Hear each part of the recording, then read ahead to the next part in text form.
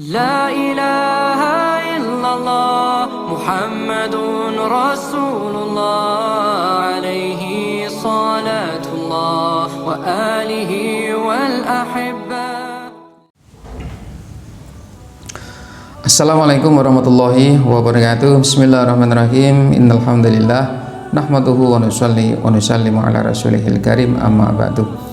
Halo sahabat sekalian, jumpa lagi di channel Munjari Media. Di video kali ini kita masih membahas tentang sholat, dimana pada video-video sebelumnya kita telah membahas beberapa keutamaan kalau kita bisa mendirikan sholat. Ada satu faktor yang pernah kita singgung kemarin, bahwa faktor utama yang menyebabkan kita bisa untuk melaksanakan dan mendirikan sholat fardu dengan berjamaah adalah iman. Nah, iman sebagaimana yang kita pelajari, yang secara bahasa artinya ini yakin atau percaya dengan sesuatu yang tidak kita lihat. Allah Subhanahu wa taala ini telah memberikan begitu banyak tamsil dalam kehidupan kita yang sementara ini. Dalam rukun iman itu ada 6 hal yang harus kita yakini dan kita percayai. Apa saja itu? Ya, tentu sebagai orang beriman dan orang Islam harusnya tahu apa aja rukun iman itu. Atau kalau nggak tahu ya tanya nanti di kolom komentar rukun iman itu apa saja. Nah, sobat sekalian, kalau kita disuruh meyakini dan mempercayai sesuatu yang tidak kita lihat atau sesuatu yang tidak tampak oleh mata, tapi itu pasti dan pasti akan terjadi, maka seperti itulah ya kenyataan yang akan kita hadapi nanti.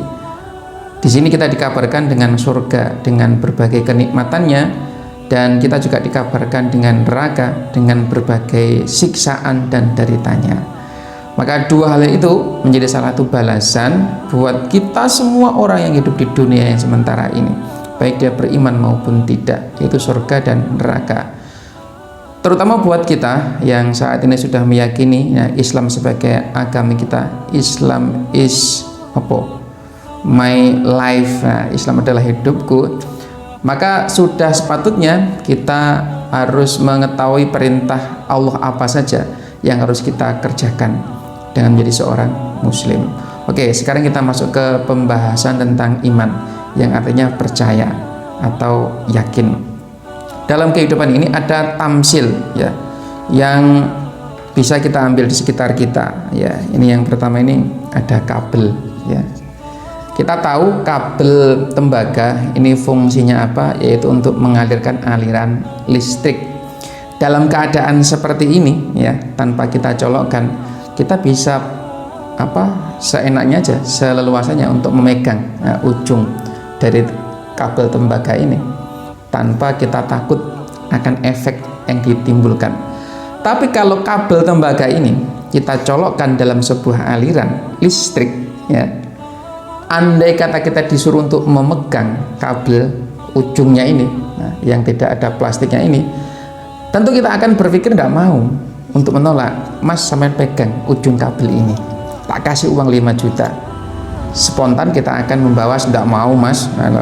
10 juta wis, tidak mau mas. Nah, udah 50 juta atau 100 juta, pasti kita juga akan menjawab tidak mau. Nah, kenapa? Karena kita tahu efeknya kalau kita memegang kabel listrik ini, yang ada aliran listriknya. Padahal alirannya nggak nampak, nggak kelihatan alirannya nggak kelihatan. Tapi andai kata kita pegang kabel ini, nah, kita tahu efeknya. Apa itu? Meninggal dunia atau mati dalam keadaan tersengat oleh aliran listrik. Ini artinya kita yakin dan percaya bahwa kabel yang nampaknya biasa, tapi kalau sudah dialiri dengan aliran listrik, efeknya akan luar biasa. Nah, ini tamsil yang pertama yang bisa kita lihat dalam kehidupan sehari-hari. Tamsil yang kedua, ya ini adalah obat nyamuk. Kita ambil contoh apa ya obat nyamuk itu?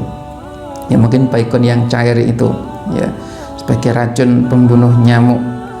Kalau kita disuruh minum setengah gelas saja, mas coba diminum ini. Nah, baikon ini seger, ini rasanya dingin. Nah, spontanitas hati kita akan menolak, mulut kita akan bilang ya enggak mau mas, gitu loh. Tak kasih uang 50 juta sampai minum dah setengah gelas saja cairan baikon ini, pasti kita masih akan menjawab menolak. 100 juta deh, cuman minum setengah gelas ini. Nggak mau. Nah, udah saya tambah 1 miliar wis. Nah, pengen minum cairan Baygon ini. Tentu jawabannya tidak akan tetap sama. Meskipun diberi 50 juta, 100 juta, ataupun 1 miliar, kita akan tetap menjawab tidak mau untuk meminum cairan Baygon ini. Nah, kenapa kok kita nggak mau? Kita tahu efeknya. Kalau kita minum cairan Baygon ini, otomatis kita akan mati. Nah, maka keyakinan itulah yang harus kita terapkan dalam hati ini untuk meyakini perintah Allah dan sunnah-sunnah baginda Rasulullah SAW. Keyakinan inilah yang harus kita tanamkan dalam hati kita untuk meyakini bahwa akhirat itu pasti akan kita datangi, ya, pasti dan pasti kita akan kembali ke kampung akhirat. Surga atau neraka pasti akan kita lihat. Di mana tempatnya kita? Ya nggak tahu. Surgakah atau nerakakah, penentuannya saat ini. Nah, di neraka dikabarkan ada derita dan siksa, di surga dikabarkan ada begitu banyak kenikmatan. Penentuannya saat ini. Allah sudah memberikan beberapa gambaran, ya. Bagi orang yang taat, nanti Allah akan berikan ini. Bagi orang yang maksiat, Allah akan berikan ini. Dalam Al-Quran dan dalam hadis-hadis baginda Rasulullah SAW telah dikabarkan. Tetapi kita sebagai orang yang beriman, tentunya kadar keimanan itu juga mempengaruhi seberapa kuat, seberapa besar aktivitas kita dalam amalia soleh menjalankan perintah Allah dengan cara baginda Rasulullah. Iman itulah yang akan mempengaruhi. Maka sobat sekalian, di dalam mendirikan sholat ada begitu banyak fadilah, dan dalam meninggalkan sholat ada begitu banyak ancaman. Tinggal keimanan kita ini lebih cenderung kepada yang mana. Semakin kuat keyakinan kita, semakin kuat iman kita bahwa kalau saya mendirikan sholat efeknya akan seperti ini, dan kalau saya meninggalkan sholat efeknya akan seperti ini, maka sebesar itulah kita akan digerakkan, ya, untuk menjalankan perintah Allah ataukah malah meninggalkan perintah Allah. Yakinlah sobat sekalian, kehidupan akhirat memang belum tampak saat ini, tapi sebentar lagi akan Allah hadirkan, nampak jelas depan mata kita, gak lama lagi. Nah, oke sobat sekalian, itu tadi 2 tamsil. Masih ada 1 tamsil lagi, yaitu sebuah perjalanan panjang. Yakinlah bahwa kehidupan kita yang saat ini adalah sebuah perjalanan panjang yang ujungnya adalah kampung akhirat, yang akhirnya surga atau neraka.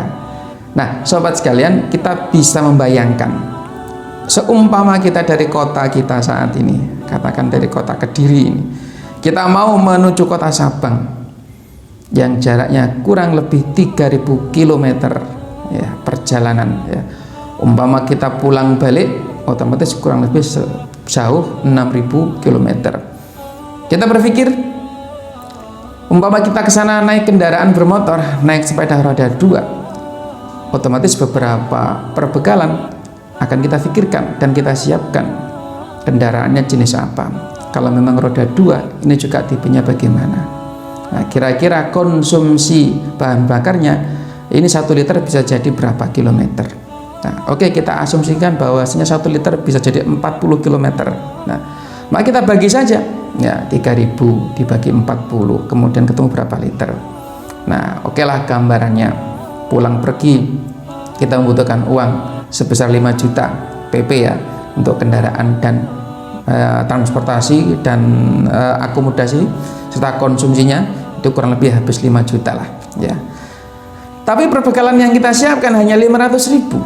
Nah, kira-kira secara akal, nah, kita nyampe enggak di kota Sabang yang sebagai tujuan kita dengan hanya 500.000, yang cuma 10%-nya saja, ya, untuk perjalanan sejauh 6000 km PP. Nah, tentu kita bisa membayangkan, ya nggak akan nyampe, ya. Kenapa? Karena perbekalan habis sebelum nyampe tujuan. Nah, sama kita ini juga sedang dalam perjalanan panjang yang ujungnya adalah kampung akhirat, tujuan akhirnya adalah surga atau neraka. Nah, itulah perjalanan kita. Perbekalan yang kita bawa, semua potensi yang hadir dalam kehidupan kita, ya inilah yang akan kita gunakan sebagai bekal. terutama bi amwalikum wa anfusikum. Paling utama adalah waktu yang telah Allah berikan kepada kita saat ini. Sebenarnya kalau kita telisik ke belakang, ya, kita kembali flashback lah, ada begitu banyak waktu nganggur atau waktu luang yang ada dalam kehidupan kita, yang andai kata itu dimanfaatkan untuk belajar atau untuk melaksanakan perintah Allah Subhanahu wa Ta'ala, itu akan sangat mewarnai waktu-waktu yang lain. Yakinlah, camkan dalam hati kita bahwasanya melaksanakan perintah Allah itu nggak lama, sebentar saja. Nggak dihitunglah, kalau kita mendirikan sholat fardu satu waktu itu berapa menit, ya. Katakanlah 10 menit per sholat, kalau kali 5 cuma 1 jam. Allah minta 1 jam saja dari kita, ya, untuk menjalankan perintahnya, yang lainnya terserah. Nah, oke, sobat sekalian, itu tadi ya 3 tamsil, ya, yang mungkin bisa jadi bahan perenungan buat kita, supaya kita juga semakin kuat untuk menjalankan perintah Allah dengan cara baginda Rasulullah SAW, dengan meyakini seluruh fadilah-fadilah yang telah Allah berikan dalam setiap perintahnya, juga meyakini ancaman-ancamannya yang telah Allah hadirkan juga kalau kita meninggalkan perintahnya. Ustaz, berarti kita kalau ibadah nggak ikhlas dong mengharap surga? Tidak demikian, sahabat sekalian. Kalau ada orang berkata demikian, biarkan saja, ya, karena dia termasuk bagian dari bala tentaranya iblis laknatullah, naudzubillah min dalik, ya. Itu untuk mengendori niat kita, karena Allah sendirilah yang telah memberikan sebuah hadiah atau fadilah dari setiap amaliyah soleh. Nah, oke, sobat sekalian, sampai jumpa pada video berikutnya. Assalamualaikum warahmatullahi wabarakatuh.